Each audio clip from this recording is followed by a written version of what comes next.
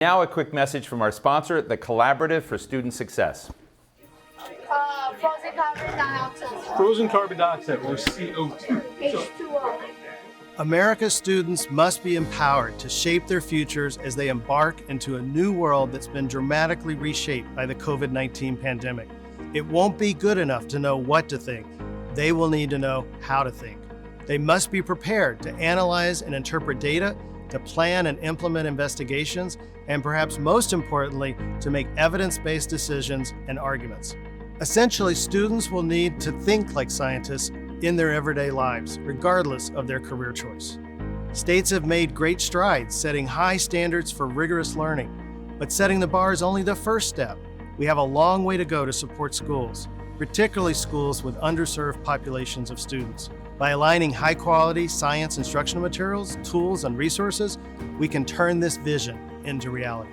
Even before the pandemic, student achievement in science was stagnant. Nearly a fifth of today's teachers are using outdated and ineffective science materials. Half of teachers say that they are creating classroom materials themselves, spending upwards of 12 hours a week piecing together curriculum from unproven sources. Science teachers routinely receive the least amount of professional development and curriculum-aligned learning opportunities across core subjects. Schools need support now to accelerate learning and help students gain the skills, knowledge, and habits of thinking to succeed today and in the future. But there is definitely opportunity. Our nation's $190 billion response to K-12 education disruption could translate to a host of permanent improvements to the ways we equip teachers and their students.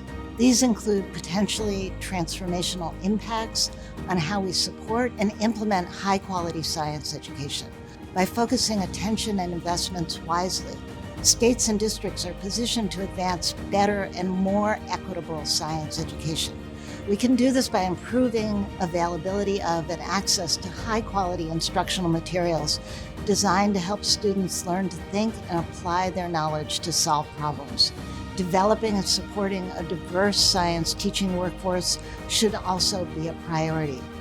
And we must design pathways for students that are consistently evaluated and strengthened with evidence and with support. Our students face a challenging future. High-quality science education will help them meet these challenges. It's time for a renewed, concerted focus on improving science education. We have the tools and resources to do so. Let's pick them up and get to work.